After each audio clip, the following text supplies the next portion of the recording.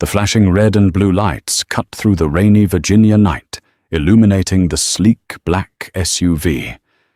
Inside sat a man who had commanded carrier strike groups, advised presidents, and navigated the most treacherous waters on Earth. But tonight, on a lonely stretch of highway, Admiral Mason Brooks was just another black man in the wrong neighborhood, pulled over by a rookie cop looking for a problem. What started as a routine traffic stop was about to trigger a crisis that would echo all the way to the Pentagon. The rain was coming down in sheets, a relentless drumming downpour that turned the asphalt of Highway 460 into a dark, slick mirror. Admiral Mason Brooks, United States Navy, tapped his fingers lightly against the leather steering wheel of his newly leased Chevrolet Tahoe. He was exhausted. It was a bone-deep weariness that came not just from the long drive from Washington, D.C., down to his quiet coastal property in North Carolina, but from 40 years of service. Brooks was a 4-star admiral, one of only a handful in the entire history of the Navy, and the second black man to achieve the rank. His chest, when in uniform, bore the weight of the Defense Distinguished Service Medal, the Legion of Merit, and campaign ribbons from conflicts most of the country had already forgotten. He had commanded the USS Bainbridge-led Battle Group Romeo and served as commander of the U.S. Pacific Fleet. But tonight, he was just Mason, dressed in a comfortable navy blue quarter-zip sweater and slacks, heading home for a rare weekend of leave. He was passing through Windsor, Virginia, a small speck of a town known mostly as a speed trap for out-of-state drivers. The Tahoe was brand new, the dealer plates taped securely to the inside of the dark-tinted rear window, exactly where they were supposed to be. Behind him, the sudden violent eruption of strobe lights shattered the rhythmic hypnosis of the windshield wipers. Red and blue splashed across his rearview mirror. Brooks sighed, easing off the accelerator. He checked his speedometer. He was doing 45 in a 55 zone, cautious in the heavy rain. He hadn't been swerving. He hadn't run a light. He signaled right, looking for a safe place to pull over. The shoulder was narrow, just a strip of muddy gravel dropping off into a waterlogged ditch. Up ahead, perhaps half a mile, the neon sign of a BP gas station glowed through the downpour. Standard procedure, he thought. Get to a well-lit area. It's safer for me, safer for the officer. He turned on his hazard lights to acknowledge the cruiser behind him and maintained a slow, steady speed toward the gas station. He had taught this exact protocol to his son, now a lieutenant commander himself, and to countless junior officers under his command. In the cruiser behind him, Officer Daniel Crocker, barely 2 years out of the academy, gripped his steering wheel, his knuckles white. To Crocker, the tinted SUV rolling slowly past the dark patches of highway wasn't a cautious driver. It was a suspect attempting to flee. Dispatch Unit 4. Crocker barked into his radio, his voice tight. I have a vehicle failing to yield. Dark SUV Chevy Tahoe. No visible tags. Proceeding eastbound on 460. Copy Unit 4. The dispatcher crackled back. Do you need backup? Affirmative. Initiating a high-risk stop. Crocker felt the adrenaline spike. He had been trained to look for the anomalous, the suspicious. And in his mind, a vehicle with heavily tinted windows and no obvious license plate driving slowly through his jurisdiction at night fit the profile of a drug runner or worse. He didn't consider the temporary tag visible through the rear glass. He only saw what he expected to see. A mile down the road, Officer Joe Gutierrez heard the call. Gutierrez was a veteran of the force, a man with a reputation for a short fuse and a penchant for aggressive tactics. He slammed his foot on the gas, his cruiser roaring to life sirens, wailing as he sped toward Crocker's location. Brooks pulled into the BP station, the harsh fluorescent lights of the canopy illuminating the hood of his Tahoe. He put the vehicle in park, turned off the engine, and rolled down his window. He placed both hands firmly on the top of the steering wheel, right where they could be seen. Routine, he told himself again. Just a routine stop. But as he glanced in his side mirror, the situation violently shifted from routine to terrifying. Crocker had parked his cruiser at a sharp angle behind the Tahoe, using the engine block for cover. His door flew open, and the officer stepped out into the rain, his service weapon drawn and pointed directly at Brooks's head. A second later, Gutierrez's cruiser skidded into the lot, boxing the Tahoe in from the side. Gutierrez was out of his car before it even settled on its suspension, his gun also drawn, sprinting toward the passenger side of the SUV. "Show me your hands. Show me your hands right now." Crocker screamed, his voice raw with manufactured panic. "My hands are on the steering wheel, officer," Brooks said calmly, his deep, resonant voice cutting through the noise of the rain and the shouted commands. He didn't move a muscle. He knew the absolute necessity of stillness in the face of an armed, agitated police officer. "Get out of the car! Get out of the fucking car now!" Gutierrez bellowed from the passenger side, his weapon leveled through the window. "Officers, I am keeping my hands visible," Brooks said, his tone authoritative, but completely non-threatening. He was an expert in de-escalation, having negotiated tensions in the South China Sea. He was trying to apply those same principles in a Virginia gas station. "I am not reaching for anything. I need you to tell me why I am being stopped." "I said get out of the car!" Crocker yelled, taking a step closer, his gun shaking slightly. "I am honestly afraid to get out," Brooks stated clearly, his eyes locked on Crocker. He wanted his words on the body camera footage he knew they must be wearing. He needed a record that he was compliant, yet fearful of their unprovoked aggression. Gutierrez, moving to the driver's side, leaned in close to the open window. His face was twisted in anger. "Yeah, you should be," he snarled. "You're fixing to ride the lightning boy." Brooks felt a cold knot form in his stomach. Ride the lightning. It was an archaic, ugly phrase referencing the electric chair. It was a death threat, pure and simple, delivered casually over a traffic stop. "Officer, I am an Admiral in the United States Navy." Brooks said, his voice dropping an octave, carrying the weight of his command. "My identification is in my wallet, in my back pocket. I am not moving until you lower your weapons." "I don't care if you're the damn Secretary of Defense," Gutierrez yelled. "You're getting out of this car." Gutierrez didn't wait. He holstered his firearm, pulled a large canister of OC pepper spray from his belt, and without another word, discharged a heavy stream directly into Brooks's face. The pain was instantaneous and blinding. It felt as though a hornet's nest had been ignited inside his eyes and lungs. Brooks gasped, choking on the acrid chemical cloud that filled the cabin of the Tahoe.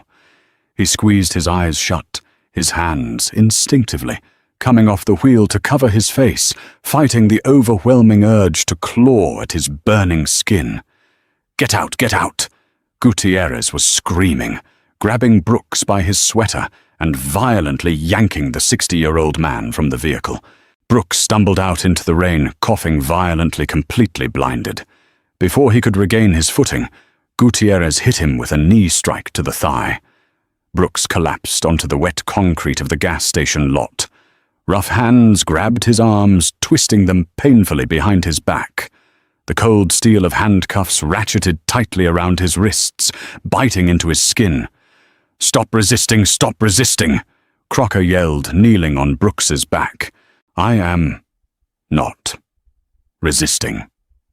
Brooks wheezed, his face pressed against the oily, rain-slicked pavement. He was a man who had stood on the bridge of warships during typhoons, but right now he was helpless, assaulted by the very people sworn to protect him. The rain continued to beat down on Brooks as he lay handcuffed on the concrete, gasping for air, the pepper spray searing his eyes and throat. Every breath was a jagged intake of fire. He could hear the officers talking above him, their tones shifting from the high-pitched screams of the assault to the self-justifying murmurs of men trying to construct a narrative. "Dispatch suspect is in custody," Crocker said, over his radio, slightly out of breath. "Send EMS to our location. Subject was exposed to OC spray." "I told him to get out," Gutierrez muttered mostly to himself. He was eluding, non-compliant, had to use force. Brooks forced his eyes open a fraction of an inch, the stinging immense. He could see the blurry shapes of the two officers standing over him. "My wallet!" He rasped, his voice rough. "In my right back pocket. Look at my ID," Gutierrez sneered. "We'll see who you are soon enough." He roughly patted Brooks down, finding the leather wallet. He flipped it open, shining his flashlight onto the cards inside. The beam illuminated a Virginia driver's license bearing the name Mason James Brooks. Behind it was a military identification card. Not the standard green active duty card, but the distinct blue card of a flag officer. And there, stark and clear against the background, were the 4 silver stars, rank/grade ADM/010. Gutierrez stopped. The silence that followed was profound, broken only by the steady drum of the rain. "What is it, Joe?" Crocker asked, noticing the sudden stillness in his partner. Gutierrez didn't answer immediately. He stared at the card, the implications of those 4 stars slowly crashing down on him. This wasn't just some guy. This wasn't even just an officer. This was a man who outranked generals, a man who possessed a direct line to the Joint Chiefs of Staff. "Crap!" Gutierrez whispered the word, barely escaping his lips. He shoved the wallet into his own pocket. "Get him up! Let's get him out of the rain!" They hauled Brooks to his feet, less aggressively this time, though the handcuffs remained tight. They guided him to the front of Crocker's cruiser, leaning him against the hood. "EMS is on the way, sir." Crocker said the "sir," slipping out involuntarily, a stark contrast to his earlier screams. Brooks didn't respond. He focused on breathing, on managing the intense pain in his eyes. He was furiously memorizing every detail, the badge numbers, the names on their uniforms, the exact sequence of events. He was no longer just a victim. He was an investigator, gathering evidence. 10 minutes later, the wail of an ambulance cut through the night. 2 paramedics hopped out, carrying a large jug of saline solution and a towel. They immediately began flushing Brooks's eyes, the cool liquid providing a brief, sharp relief from the burning chemicals. As the paramedics worked, a 3rd police vehicle arrived, a Ford Explorer marked Supervisor. A burly man in a white shirt stepped out, adjusting his duty belt. Lieutenant Thomas Vance, the shift commander, strode over to Crocker and Gutierrez. "What do we have?" Vance asked, his eyes scanning the scene, lingering on the handcuffed black man being treated by EMS.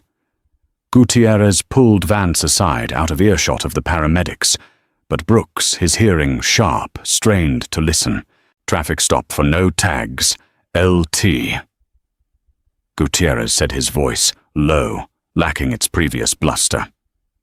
"Subject refused to yield, immediately drove a mile before pulling over here. When we initiated the stop, he refused to exit the vehicle. Highly uncooperative. Deployed OC spray and placed him in custody." Vance frowned. "Did you find a weapon?" "No weapon," Crocker chimed in. "He just wouldn't listen. And the tags." Gutierrez pointed to the back of Brooks's Tahoe. "Temporary tag is taped inside the rear window. Hard to see through the tint, especially in the rain." Vance sighed heavily. "All right. Who is he?" Gutierrez hesitated, glancing back at Brooks. He pulled the wallet from his pocket, and handed it to the lieutenant. "You might want to look at this." Vance opened the wallet. His reaction was almost identical to Gutierrez's, a sudden freezing of motion, a sharp intake of breath. He looked from the ID card to Brooks, who was now sitting on the bumper of the ambulance, eyes red and swollen, glaring back at him. "Jesus Christ," Vance muttered. He closed the wallet and walked purposefully over to Brooks. "Admiral Brooks." Vance said his tone entirely different, professional and cautious. "I'm Lieutenant Vance with the Windsor Police Department." "Take these cuffs off me," Brooks demanded, his voice steady, despite the pain. Vance looked at Gutierrez. "Take them off, now." Gutierrez moved quickly, unlocking the cuffs. Brooks rubbed his raw wrists, glaring at the officer who had pepper-sprayed him. "Sir, there seems to have been a significant misunderstanding." Vance began, stepping into damage control mode. "My officers believed you were attempting to elude them. I was driving at a safe speed, looking for a well-lit area to pull over, as is standard safety protocol." Brooks replied, his voice a low, dangerous rumble. "I then kept my hands visible and requested the reason for the stop. For that, I was threatened with execution, pepper-sprayed, dragged from my vehicle and assaulted. Sir Officer Gutierrez deployed his OC spray because you were not complying with commands to exit the vehicle. That's our policy. Your policy is to point firearms at unarmed motorists for minor traffic infractions." Brooks interrupted, stepping toward Vance. "Your policy is to tell a citizen they are fixing to ride the lightning. Do not insult my intelligence, Lieutenant." Vance swallowed hard. He knew they were in deep trouble. The body cam footage alone would be a nightmare. "Admiral, look, we can take you down to the station, process the charges for obstruction and eluding. But that's going to create a massive paper trail. It'll get to your command. It could impact your career." Brooks narrowed his eyes. "Are you threatening me, Lieutenant?" "No, sir. Not at all," Vance said, quickly raising his hands pacifyingly. "I'm offering a professional courtesy. We take the cuffs off, we let the EMS finish flushing your eyes, and you drive home. We drop the charges, we forget this happened. You keep your career intact, and we avoid a messy situation." It was a classic police tactic, the phantom charge. Threaten a suspect with severe fabricated charges to coerce them into accepting a break by letting them go, ensuring they wouldn't file a complaint. They were banking on the assumption that a black man, even a highly successful one, would be terrified of the criminal justice system ruining his life. Brooks looked at the three officers. They saw a man they thought they could intimidate. He saw a systemic failure that he was in a unique position to expose. "I will not be extorted," Brooks said quietly. "It's not extortion, Admiral." Vance insisted, his voice tightening. "It's a favor. If I have committed a crime, Lieutenant, arrest me." Brooks challenged, holding out his hands, wrists together. "Charge me. Put it on the record. But know this, I will fight it, and I will demand the release of every second of footage from those body cameras." Vance stared at the four-star Admiral. He saw no fear in the man's eyes, only a cold, resolute fury. He knew then that the favor hadn't worked. They had caught a tiger by the tail, and they had no idea how to let go. "Fine," Vance said, his voice tight. "You're free to go, Admiral. No charges will be filed tonight." "I need your names and badge numbers," Brooks demanded, "and the name of your chief of police." Vance reluctantly provided the information. Brooks noted it down in the notepad he kept in his glove compartment. His eyes still burned fiercely. His clothes were soaked with rain and chemicals, and his body ached from the assault. But his mind was razor-sharp. He climbed back into his Tahoe, the interior still reeking of pepper spray. He rolled down all the windows to air it out, started the engine, and slowly drove out of the gas station, leaving the 3 officers standing in the rain, watching the taillights disappear into the darkness. They thought they had let him go.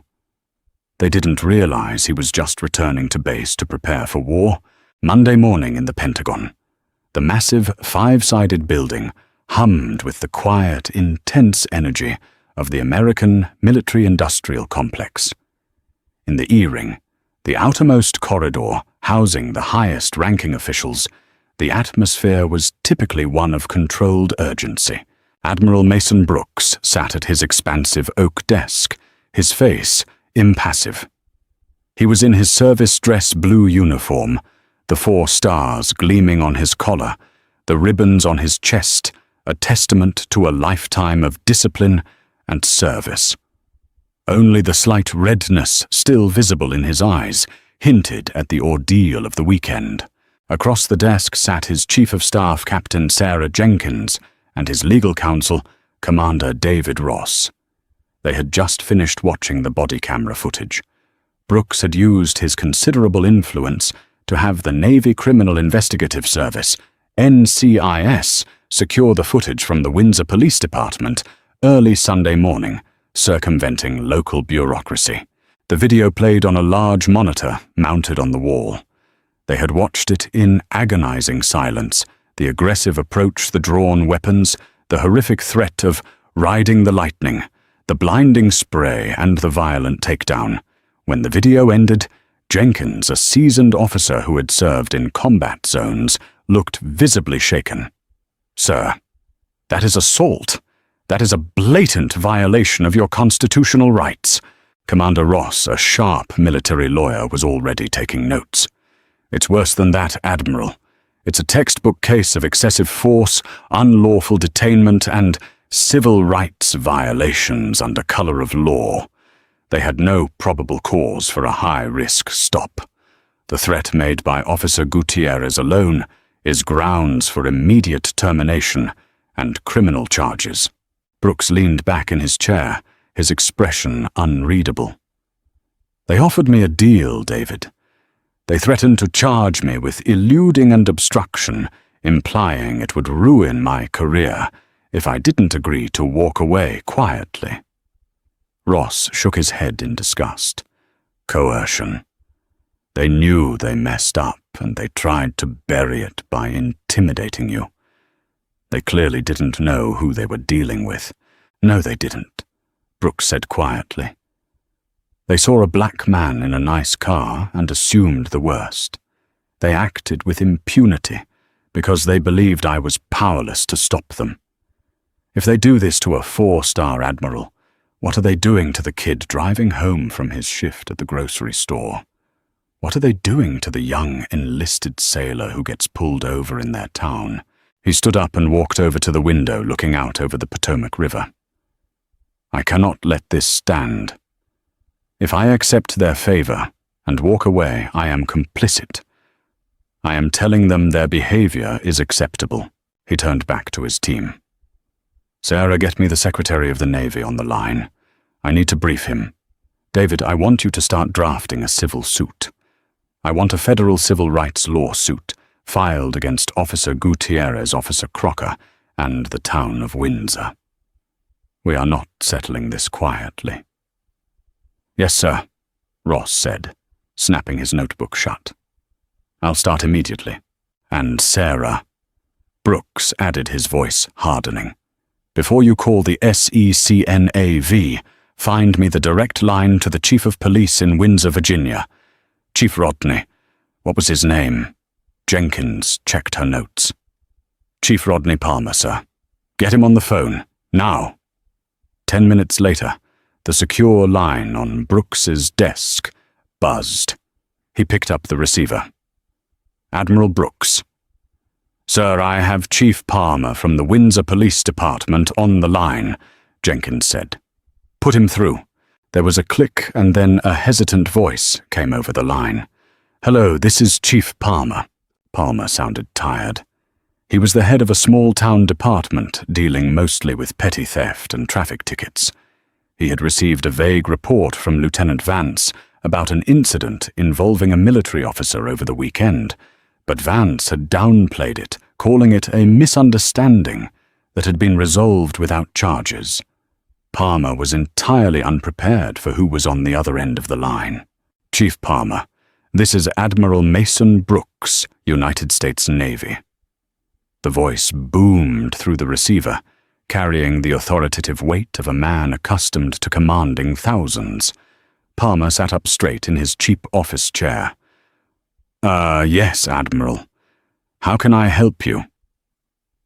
"Chief, I am calling regarding an incident that occurred in your jurisdiction on Friday night involving two of your officers, Daniel Crocker and Joe Gutierrez." Palmer frowned. "Yes, Lieutenant Vance briefed me on that. He said there was a stop regarding a missing license plate and some non-compliance, but that you were released without charges. I'm sorry if there was an inconvenience." "It was not an inconvenience, Chief Palmer," Brooks cut him off sharply. "It was an assault." Palmer blinked, taken aback by the sheer force of the Admiral's tone. "Assault, sir. I assure you, my officers follow strict protocols.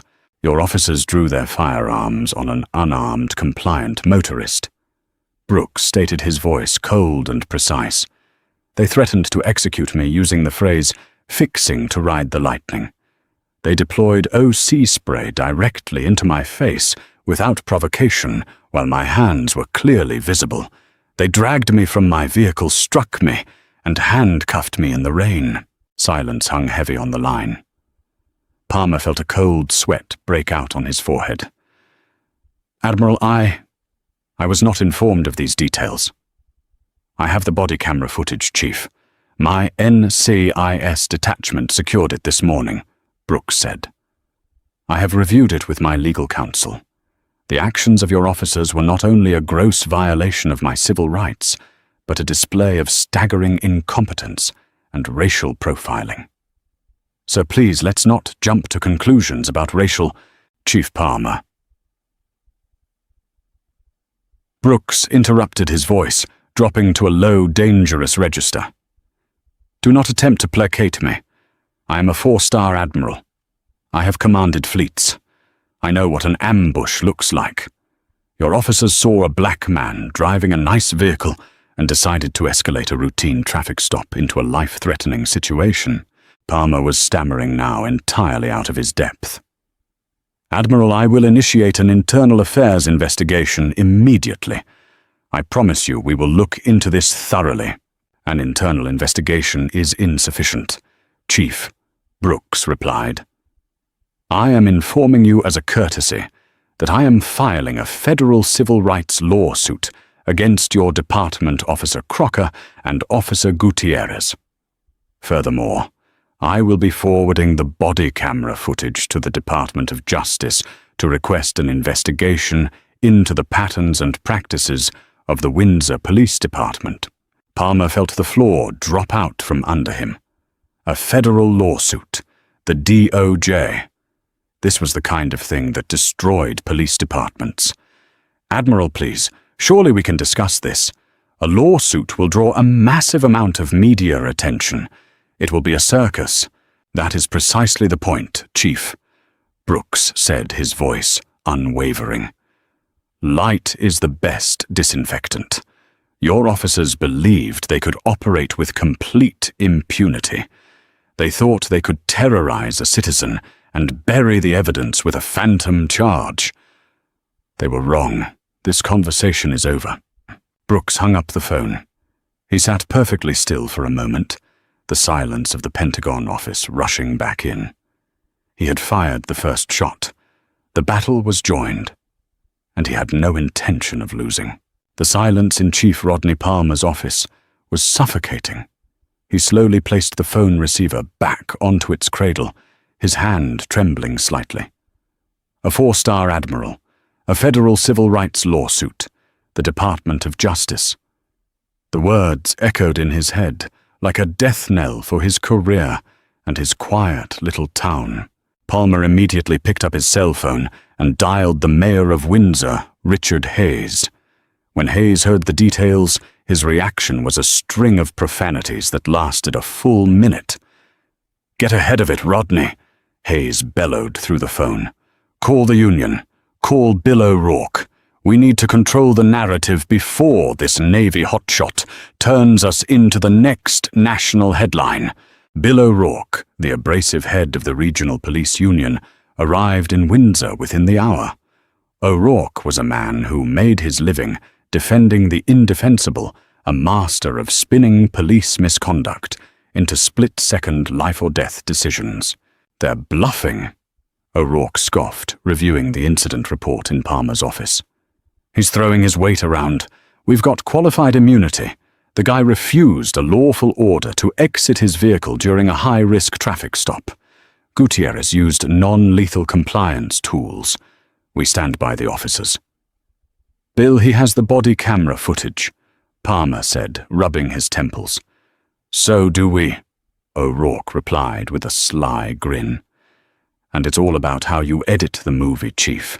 By Tuesday evening, a highly edited 12-second clip of the traffic stop found its way to a sympathetic local news station. The clip was meticulously scrubbed of context. It started exactly at the moment Officer Gutierrez was screaming, "Get out of the fucking car now," and showed Admiral Brooks sitting behind the wheel refusing to move. It cut away right before the pepper spray was deployed. The local anchor ran the segment with a biased angle, a tense standoff on Highway 460. Windsor police forced to deal with an uncooperative driver who refused lawful commands during a dark, rainy traffic stop. Union officials say the officers acted by the book. In Washington, D.C. Commander David Ross burst into Admiral Brooks's office, holding a tablet playing the local news broadcast. "Sir, they leaked a doctored clip," Ross said, his jaw clenched in anger. "They are trying to paint you as the aggressor. They're testing the waters to see if they can smear your reputation before we file the suit." Brooks watched the 12-second clip. He didn't blink. He didn't shout. Instead, a chilling, calculated calm settled over him. This was exactly what he expected from a deeply entrenched system of localized corruption. They were doubling down. "Commander Belbush," Brooks said, his voice deadly quiet, "have the lawsuit filed with the federal court first thing tomorrow morning. And Captain Jenkins," Sarah Jenkins stepped forward from the doorway. "Yes, Admiral." "Call the Pentagon press office, then contact the producers at CBS News and the Washington Post," Brooks ordered. "Give them the full unredacted 45-minute body camera video from both officers. Give them the audio files. Let them see the entire movie." Wednesday morning, the world woke up to a firestorm. The major news networks led their morning broadcasts with the explosive, unedited footage. The contrast between the 12-second leaked clip and the agonizing reality of the full video was staggering. Millions of Americans watched as a decorated military hero, hands calmly on his steering wheel, was threatened with a lethal electrocution metaphor, fixing to ride the lightning, and then brutally pepper-sprayed and thrown to the wet pavement. The internet erupted. The hashtag #RideTheLightning trended globally within hours alongside #Admiral Brooks. The sheer audacity of the police officers, their complete lack of de-escalation, and their immediate resort to extreme violence against a compliant older black man sparked a tidal wave of national outrage. By noon, the Pentagon issued a rare, strongly worded official statement. The Secretary of Defense publicly condemned the actions of the Windsor Police Department, stating that Admiral Brooks is a patriot of the highest order, and the treatment he received is an affront to the uniform he wears and the nation he serves. The Governor of Virginia immediately announced an independent state-level investigation, while the Department of Justice officially opened a civil rights probe into the Windsor Police Department. Down in Windsor, the police station was besieged. News vans clogged the streets. Protesters gathered on the town square. The switchboard was completely paralyzed by furious callers from all over the country. Officer Joe Gutierrez and Officer Daniel Crocker were suspended without pay, a massive blow to the union's previous stance. But the union wasn't done fighting. O'Rourke knew they were losing the public relations war, so he initiated the next phase of their defense: destroy the victim. The police union hired Harrison Caldwell, a notoriously ruthless defense attorney, known for representing disgraced cops. Caldwell's strategy was always the same: put the victim on trial. In his first press conference, Caldwell stood defiantly in front of the Windsor courthouse. "What we have here is a high-ranking military official who believes he is above the law," Caldwell announced to the sea of microphones. Admiral Brooks used his rank to intimidate these young officers. He felt the rules of the road didn't apply to him. We will prove that his refusal to comply was a calculated act of arrogance, not fear. Behind closed doors, Caldwell filed aggressive discovery motions. He demanded access to Brooks's entire unredacted military service record, searching desperately for any history of insubordination, disciplinary action, or anger management issues. He subpoenaed medical records attempting to claim that Brooks's reaction was due to PTSD or some other underlying psychological instability. It was a classic fishing expedition designed to embarrass and exhaust the plaintiff. But Caldwell had severely underestimated Commander David Ross. Ross didn't just block the subpoenas with a heavy-handed federal injunction, he counterattacked with a brilliant legal maneuver. If Caldwell wanted to open the door to patterns of behavior, Ross argued before the federal judge, then the defense must also provide all internal communications from the Windsor Police Department. The judge agreed. Ross was granted full access to the department's emails, radio dispatch logs, and most crucially, the officers' departmental text messages over the past 5 years. Brooks's legal team, bolstered by analysts, quietly recommended by Brooks's allies in naval intelligence, began combing through terabytes of data. They weren't just looking for Gutierrez and Crocker, they were looking at the entire ecosystem of the Windsor precinct. 2 weeks later, Caldwell and Ross met in a sterile conference room in Richmond for the first round of depositions. Gutierrez sat beside Caldwell, looking remarkably less arrogant than he had on the side of Highway 460. He wore an ill-fitting suit, his eyes darting nervously around the room. Ross began the deposition, gently walking Gutierrez through his academy training, his understanding of the use of force continuum, and his definition of a high-risk stop. Gutierrez, coached well by Caldwell, stuck to the script. He felt his life was in danger. The tinted windows were a threat. The non-compliance was a precursor to violence. Then Ross opened a thick manila folder. "Officer Gutierrez," Ross said smoothly, sliding a printed document across the table. "Are you familiar with a WhatsApp group chat titled The 460 Toll Booth?" Gutierrez physically flinched. The color completely drained from his face. Caldwell leaned forward, suddenly alert, sensing the impending disaster. I don't recall," Gutierrez stammered. "Let me refresh your memory," Ross continued reading from the printout. "This is a chat group involving yourself, Officer Crocker, Lieutenant Vance, and 5 other current officers. On the night of October 12th last year, you texted the group, 'Bagged another out-of-stater in a Benz tonight. Dark tint.' You know the drill. Had him shaking in his boots." Officer Crocker responded with a trophy emoji. Caldwell slammed his hand on the table. "Objection. This is entirely irrelevant to the events of the night in question. This is a blatant character assassination." "It goes to pattern and practice counselor," Ross fired back, never taking his eyes off Gutierrez. "And it gets worse. Let's look at the messages from the night my client was assaulted." Ross pulled out another page. 10 minutes before pulling over, Admiral Brooks, Officer Crocker, ran his temporary plates through the National Crime Information Center. The system returned the registered owner as Mason Brooks, with an address in a highly affluent zip code in Washington, D.C. Crocker then texted you Officer Gutierrez, got a live one. Fancy D.C. address, no front tags. Let's make him sweat.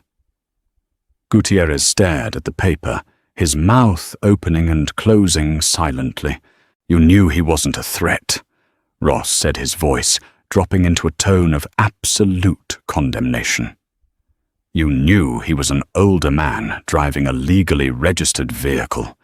You didn't pull him over because you suspected a crime. You pulled him over for a power trip. You and your colleagues treated a stretch of Virginia highway like your own personal hunting ground. Caldwell grabbed Gutierrez by the arm. We are ending this deposition. My client is asserting his Fifth Amendment right against self-incrimination. You can walk out, Mr. Caldwell, Ross said coldly as the defense attorney scrambled to pack his briefcase. But this transcript is going straight to the Department of Justice investigators who arrived in Windsor this morning. You tried to put the Admiral's character on trial. You just handed us the evidence to dismantle your entire police department. As Gutierrez practically sprinted out of the conference room, Ross picked up his cell phone and texted Brooks a single word, checkmate. The trap had sprung perfectly. By aggressively trying to destroy Brooks's sterling reputation, the defense had justified the deep dive into their own corrupt practices. The case was no longer just about one horrific traffic stop. It was about exposing a systemic ring of racial profiling, extortion, and civil rights abuses that had plagued the town for a decade. The drama was far from over, but the tides had irreversibly turned. The morning after the disastrous deposition, the town of Windsor looked less like a quiet Virginia municipality and more like a federal crime scene. A fleet of black SUVs from the Department of Justice's Civil Rights Division, flanked by FBI agents carrying thick, empty cardboard boxes, descended on the Windsor Police Department. They had federal warrants, signed by a judge who had read exactly 3 pages of the 460 toll booth WhatsApp transcripts before greenlighting the raid. Agents confiscated hard drives, server racks, personnel files, and the personal cell phones of every officer on the payroll. Inside City Hall, the panic was absolute. Mayor Richard Hayes paced his office, screaming into his phone at the town's insurance underwriters who were threatening to drop Windsor's liability coverage entirely. Police Chief Rodney Palmer had locked himself in his office, furiously typing out a letter of resignation he hoped would save his pension. But the most dramatic shift was happening behind closed doors in a cheap motel outside of town, where Officer Joe Gutierrez was finally realizing the reality of his situation. Harrison Caldwell, the abrasive union lawyer, had summoned Gutierrez to the motel room. Caldwell poured himself a coffee and looked at the disgraced officer with cold detachment. "Joe, we need to have a serious conversation about damage control," Caldwell said, not bothering to offer Gutierrez a seat. "The DOJ is preparing federal deprivation of rights charges. The union is going to issue a statement distancing itself from your specific actions on the night in question. We'll say you went rogue, violated department training protocols, and acted outside the scope of your employment." Gutierrez felt the air leave his lungs. "Wait, you're throwing me under the bus. You told me the union had my back. You told me to hold the line. The union protects the badge." "Joe," Caldwell replied, his voice devoid of sympathy. "Right now, you are a liability to that badge. We are going to protect the other officers. You need to prepare yourself for prison time." Gutierrez stumbled out of the motel room, his mind racing. He had been a bully with a badge, emboldened by a corrupt culture, but he wasn't stupid. He knew exactly how the criminal justice system worked because he had fed people into it for years. If the union was cutting him loose, He was looking at 10 to 20 years in federal lockup. He didn't go home. Instead, Gutierrez drove straight to the FBI field office in Norfolk. By noon the next day, Commander David Ross received a phone call from the lead DOJ prosecutor. Ross immediately walked into Admiral Brooks's Pentagon office, a grim smile playing on his lips. "Sir," Ross said, standing at attention. "Gutierrez flipped. The Union tried to burn him to save the department, so he bypassed them and walked right into the FBI field office. He signed a proffer agreement. He's telling them everything." Brooks looked up from a strategic briefing on the Pacific Theater, his expression stoic. "Everything regarding our traffic stop. Bigger, Admiral. Much bigger," Ross replied. "He's outlining a systemic, decade-long conspiracy. He testified that the town administration, including the mayor and the chief of police, mandated illegal quotas. They explicitly directed officers to target out-of-state drivers, specifically minorities, using the tinted windows and temporary tags as pretextual stops. They used aggressive citations, asset forfeiture, and inflated towing fees to fund the town's operating budget. It was a municipal shakedown operation disguised as law enforcement." Brooks slowly closed his briefing folder. The battle had escalated from a personal civil rights violation to the dismantling of an entire corrupt enterprise. "And Officer Crocker?" Brooks asked. "Indicted this morning," Ross confirmed. "Along with 4 other officers in that group chat, Chief Palmer and Mayor Hayes.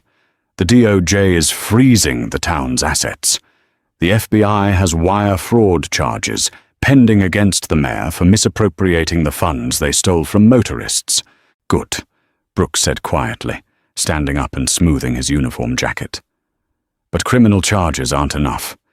People go to prison, but the system rebuilds itself with new faces. We need to tear the foundation out." "What are your orders?" "Admiral, contact the town's legal representation," Brooks instructed. "Tell them we are ready to discuss the terms of our civil settlement, and tell them I require a face-to-face meeting with Mr. Gutierrez as part of the conditions." Ross looked surprised. "So you don't have to sit in a room with that man ever again. The criminal courts will handle him." "I am aware of what the courts will do." "David," Brooks replied, his eyes hard and unyielding. "But he needs to understand exactly who he tried to break. Set it up." The settlement conference did not take place in a courtroom, but rather in a cavernous, windowless conference room, deep within a neutral federal building in Richmond, Virginia. The air conditioning hummed aggressively, keeping the room at a sterile, freezing temperature that perfectly matched the atmosphere. The town of Windsor, now facing absolute municipal bankruptcy and entirely abandoned by their liability insurance underwriters, was completely at Admiral Mason Brooks's mercy. Across the wide expanse of a polished mahogany table sat the town's newly appointed emergency legal counsel. They were 3 pale, visibly sweating attorneys who looked utterly defeated before the proceedings had even begun. Mayor Richard Hayes and Chief Rodney Palmer were conspicuously absent, both currently sitting in federal holding cells, awaiting their own bail hearings. Commander David Ross stood at the head of the table, his posture radiating military precision. He opened a thick leather binder and laid out the terms with the dispassionate efficiency of a tactical strike. "Gentlemen, we are not here to negotiate." Ross began, his voice echoing sharply off the wood-paneled walls. "Admiral Brooks has no interest in profiting personally from the grotesque corruption of your municipality. The financial penalty for the civil rights violations inflicted upon my client is set at $8 million. One of the city attorneys audibly gasped, his hands trembling as he reached for a glass of water. "Commander Ross, the town, we simply do not have that kind of capital. A judgment of that size will force an immediate municipal dissolution. That is the consequence of funding your town through systemic, racially motivated extortion. Ross replied coldly. However, the entirety of the $8 million will be placed into an irrevocable trust. It will not go to the Admiral. Instead, it will fund the establishment of a permanent legal defense clinic, the Highway 460 Civil Rights Initiative. This clinic will provide elite pro bono legal representation for victims of police brutality, unlawful asset forfeiture, and racial profiling across the entire state of Virginia. You will literally fund the very entity designed to destroy organizations like yours. Ross flipped a page in his binder. Furthermore, the town of Windsor will submit to a federal consent decree. Effective immediately, your police department will be placed under external receivership. You will be monitored by the Department of Justice for the next 15 years. Every departmental policy, every single hire, every use of force report, and every routine traffic stop will be federally audited. If you do not sign this document today, we proceed to trial, and we will ensure the town of Windsor ceases to exist as a legal entity. The city attorneys stared at the paperwork. They had absolutely no leverage. With shaking hands, the lead counsel uncapped his pen and signed the settlement agreement, effectively signing away the corrupt foundation of their town. With the paperwork finalized, the city's legal team hastily packed their briefcases and practically fled the room. They left only Admiral Brooks, Commander Ross, and a single heavily armed United States Marshal guarding the heavy oak door. "It is done, Admiral," Ross said, quietly closing his binder. Brooks nodded once. "Bring him in." Ross signaled the marshal. A moment later, the heavy door clicked open, and Joe Gutierrez was escorted into the freezing room. The man who walked through the door was unrecognizable from the terrifying armed enforcer who had stalked the rainy pavement of Highway 460. Gutierrez was currently out on federal bail, awaiting a sentencing hearing that would undoubtedly send him away for over a decade. He wore a cheap, oversized gray civilian sweater and slacks that looked unwashed. His shoulders were slumped, his posture curled inward as if he were trying to shrink himself out of existence. The arrogant swagger was entirely gone, replaced by the hollowed-out, deeply terrified look of a man whose life had completely and irreversibly disintegrated. He sat in the chair previously occupied by the city attorneys across from the four-star Admiral. Brooks dressed impeccably in his Navy service dress. Blue uniform looked like a monument carved from dark granite. The 4 silver stars on his collar caught the harsh fluorescent light. Brooks let the silence stretch. 1 minute passed, then 2. He wanted Gutierrez to feel the crushing, absolute weight of the room. He wanted the silence to strip away any remaining illusions the former officer held. "Look at me, Mr. Gutierrez," Brooks finally commanded. The voice was not a shout. It was a low, steady rumble, but it carried an inherent, terrifying authority that made the disgraced officer physically flinch. Gutierrez slowly raised his head, his eyes bloodshot and rimmed with dark circles. He was unable to meet Brooks's unwavering gaze for more than a fraction of a second before looking down at his own trembling hands. "When you pulled my vehicle over on that dark highway," Brooks began every word, precise and cutting, "you did not see a fellow citizen. You did not see an American whom you swore an oath to protect. You saw a target. You saw an older black man whom you believed you could humiliate, terrorize, and extort because you operated under the delusion that the cheap piece of tin on your chest made you a god." Gutierrez swallowed hard, his throat working convulsively. A single tear slipped down his cheek, dropping onto the mahogany table. "Admiral, I am so sorry.